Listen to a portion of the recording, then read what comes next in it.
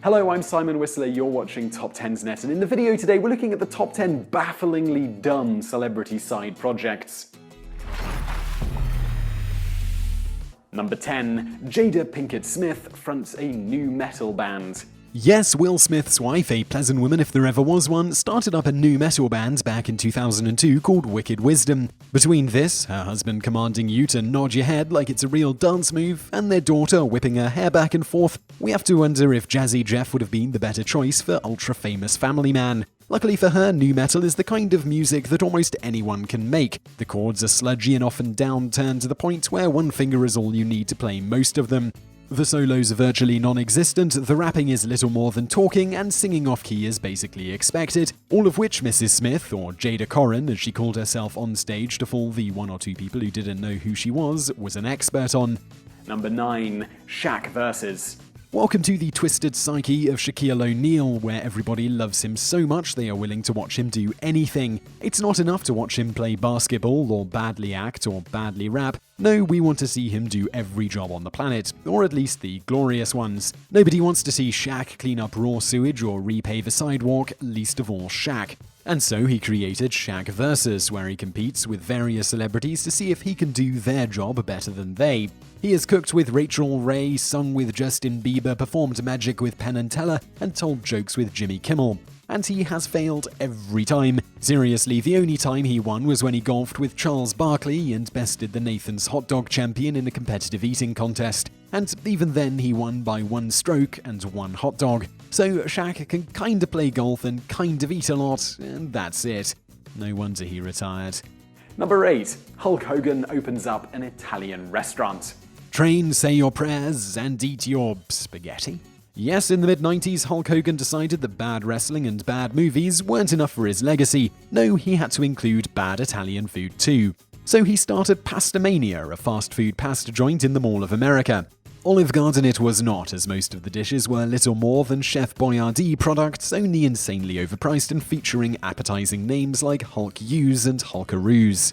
Within a year, the restaurant was gone, meaning diners who were in the mood for beefaroni and SpaghettiOs had to go back to the store, buy it in the can, and then scoop it out all by themselves, instead of having a failed prep cook making minimum wage do it for them. It was good while it lasted. In retrospect, Hogan's biggest mistake was not trademarking the name. A Singapore chain of restaurants, also called Pastamania, opened up in 1998 and is doing well to this very day, all without giving Hulk Hogan one single dime. Oh, the humanity. Number 7. Madonna writes children's books. Now, to be fair, Madonna has actually made money off these books and people seem to like them. Her first, The English Roses, is the fastest-selling children's book of all time, but then again, people like a lot of crap that Madonna puts out simply because she's Madonna. Remember, her butchering of American Pie was a major hit. The fact that anybody allowed her to continue writing children's stories after Rose is proof rich people can get away with just about anything. The plot concerns a lonely schoolgirl whom all the other girls are jealous of because they think she has the perfect life and is filthy rich. She isn't, but she somehow manages to convince everybody that she is, even though she totally isn't and doesn't want people to think she is. Yet she dresses and apparently acts the part, so the misconception is her fault. And it's not like she ever goes out of her way to prove herself. It takes a damn fairy godmother to set the other girls straight. And so the Madonna moral of the day, pretty girls are pretty people too, and shame on you for needing magic to realize that. Number 6. Michael Jordan sells cologne. If there's one thing Jordan was good at besides basketball, it was slapping his name onto every product imaginable. Batteries, underwear, hot dogs, you name it, his airness has endorsed it. But sometimes existing products weren't good enough to capture his essence, so he had to create his own. Behold the Michael Jordan cologne, the only Jordan-related decision worse than his minor league baseball career. We all want to smell good, and those of us who grew up following Jordan's Hall of Fame career wanted to be like Mike. But those two did not mesh together. Why? Because sweaty people generally do not smell good. Jordan was very sweaty, but he could get away with it being an ultra-famous athlete and all. For the rest of us, smelling like him did not land very many job offers or dates. Amazingly, you can still buy Jordan cologne if you absolutely have to, just don't expect to be taken seriously. You'd be better off buying Donald Trump's cologne. At least he works in a clean, fresh, air-conditioned office. Number 5. Gwyneth Paltrow starts Goop.com. Gwyneth Paltrow leads an amazing super fortunate life and wants to teach you how she does it. That's the basis of Goop.com, a lifestyle site launched by Miss Paltrow back in 2008. She dishes out unsolicited advice on all facets of a perfect life, such as fitness, fine dining, home organization, making unwatchable movies, and finding the very best pieces of fruit to name your children after. Many people have labeled the site as elitist because who asked the girl in the fat suit from Shallow Hal what she thought about anything? Her response was that people who critique her don't get it. Well, she sure convinced me. Now all she has to do is tell us why she chose the name. GP are her initials, but where did the two O's come from? And why is her beautiful lifestyle site named after the slimy green stuff kids use to make creepy crawlers? Number 4. Bruce Willis sings and sells the blues. When you think of having the blues, what comes to mind? Money woes, your spouse leaving you, your dog running away, your latest box office blockbuster only making $75 million at the box office? Bruce Willis feels your pain, at least on the last part. That's why in the late 80s he released a blues album, The Return of Bruno. Bruno is a character he played in a bad movie you have never seen, who sang covers that inspired you to listen to the original 100 times over simply to dull the pain.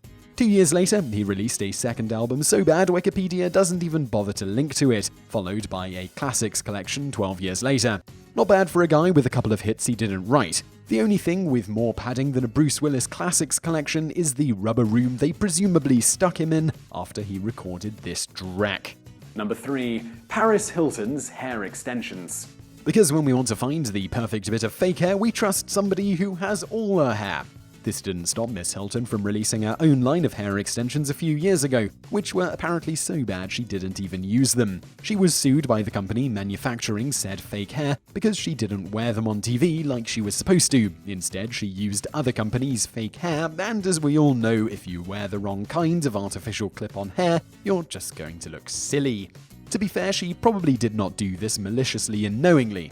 More likely she was just being her typical moronic self and couldn't tell one bit of fake hair from the other. Though she was curious why some of the packages had her picture on the package. She should probably ask her attorney about that. Number 2. Garth Brooks becomes Chris Gaines. Previously in this article, Bruce Willis filmed a movie and then covered up a bunch of songs in the style of his character. Well, Garth Brooks decided to up the ante about a decade later by changing his look, changing his name, writing a bunch of songs under that new name and releasing a greatest hits by that new name, all to hype a movie that never got made. Garth went all out when creating Chris Gaines, forging an elaborate backstory complete with past albums and former bands, all in anticipation of Gaines's big comeback tour that would be the focus of the autobiographical movie The Lamb.